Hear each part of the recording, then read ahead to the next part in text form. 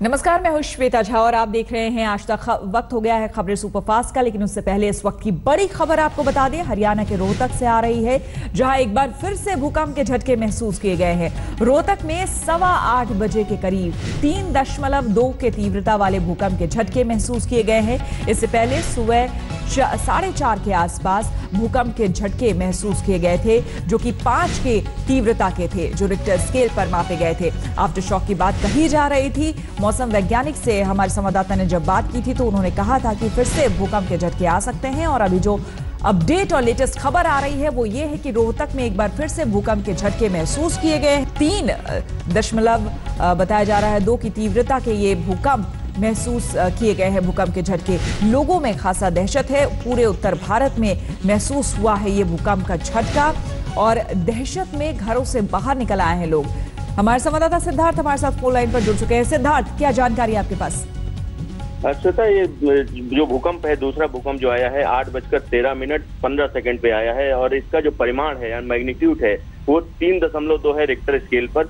और ये low intensity के जो अर्थक्वेक हैं इस इलाके में आते रहते हैं। अगर हम सुबह सुबह की बात करें तो 4:25:56 पर 5 के मैग्नीट्यूड का अर्थक्वेक आया था। तो इस इलाके में जो सिस्मिसिटी है वो लगातार बनी हुई है और जो भूकंप वैज्ञानिक है उनका कहना है कि इस इलाके में जो अर्थक्वेक आते हैं उनका जो परिमाण रहता है वो कम रहता है और मॉडरेट अर्थक्वेक है ये 5 का और 3.0 तक इस तरीके के आफ्टर शॉक्स अभी आते रहेंगे, ऐसा कहना है भूकंप वैज्ञानिकों का। और इससे बहुत घबराने की जरूरत नहीं है। और ये पूरे इलाके में, चाहे वो अंबाला, सोनीपत, रोहतक, करनाल, गुड़गांव, फरीदाबाद और साथ ही साथ दिल्ली के तमाम इलाकों में इसको महसूस किया गया। तो ये सारी चीजें जो है हम कह सकते हैं लोगों को सतर्क रहने की जरूरत है और घबराने की जरूरत नहीं है। भूकंप आए तो घर से बाहर निकले और खुली जगह में चले जाएं, बस यही कर सकते हैं। जी बिल्कुल। और इस बार केंद्र कहाँ रहा सिद्धार्थ भूकंप का?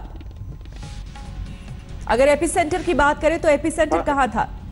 श्वेता, अगर एपिसेंटर की बात करें तो ये रोहतक के पास में था और इसको बोलते हैं रोहतक फॉल्ट पर जो है ये एपिसेंटर है। और ये काफी एक्टिव फॉल्ट माना जाता है, छोटा सा फॉल्ट है और इसके आसपास और भी तमाम फॉल्ट हैं, जैसे सोहना फॉल्ट है। तो इन सारी चीजों से क्या हो रहा है कि इसमें मूवमेंट है। तो सबसे बड़ी बात यह है कि ये जोन 4 का इलाका है और इस इलाके में लगातार मूवमेंट बना रहता है। अगर पिछले दिनों की बात करें तो यहाँ पर एक बड़ा भूकंप आया था 1960 में, जिसका जो रिक्टर स्केल पर तीव्रता थी वो 6 थी। उसका असर दिल्ली में भी हुआ था, जिसमें 50-60 लोग घायल हुए थे दिल्ली में। तो इस तरीके की स्थिति बिल्कुल, यानी कि लोगों को बहुत ज्यादा घबराने की जरूरत नहीं है, लेकिन सतर्क रहने की जरूरत है। शुक्रिया आपका सिद्धार्थ।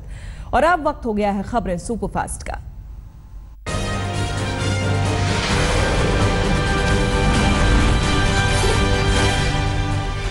एक बार फिर भूकंप के झटके महसूस किए गए। दिल्ली, एनसीआर, उत्तर प्रदेश के कई इलाके समेत हरियाणा के रोहतक, सोनीपत और आसपास के इलाकों में ये जोरदार झटके महसूस किए गए।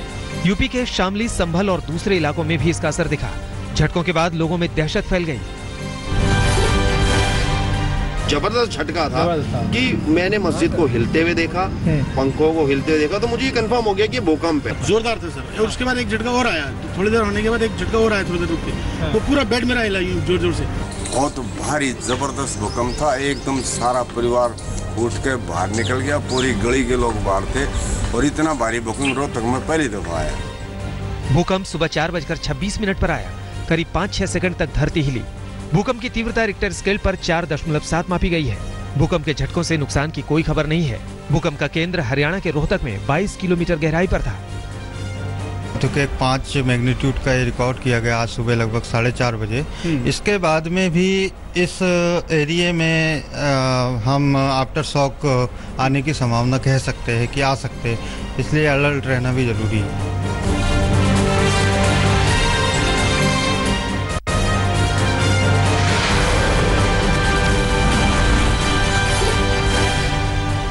प्रधानमंत्री नरेंद्र मोदी 4 यूरोपीय देशों के दौरे पर हैं।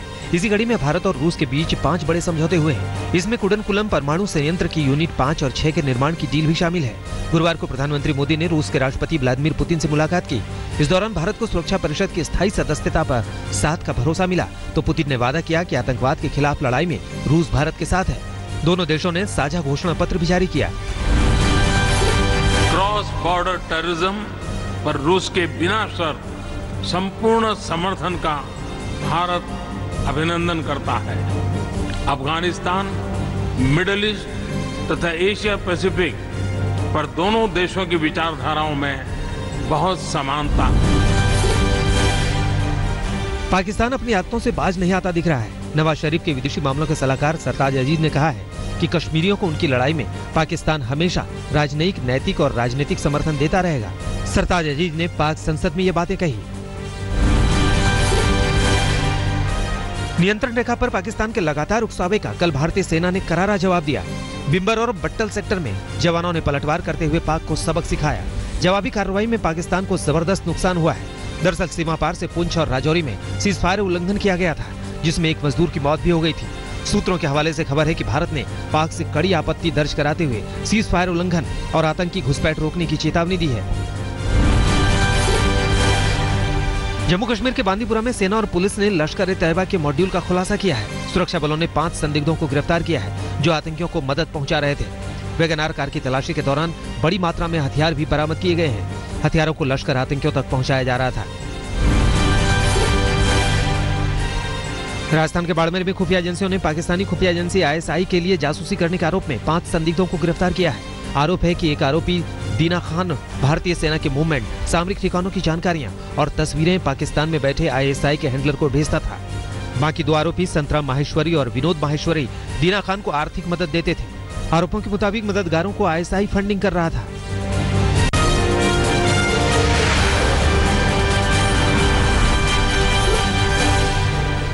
दिल्ली के स्वास्थ्य मंत्री सत्येंद्र जैन की मुश्किलें बढ़ती जा रही हैं।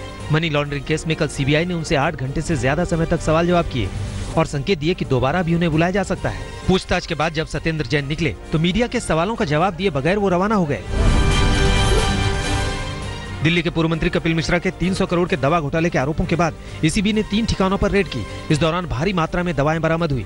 कपिल मिश्रा ने आरोप लगाया है कि 300 करोड़ के घोटाले की जानकारी मुख्यमंत्री अरविंद केजरीवाल को भी थी, क्योंकि दवाओं के लिए फंड मुहैया कराने के लिए केजरीवाल ने ही दिल्ली के चीफ सेक्रेटरी को चिट्ठी लिखी थी।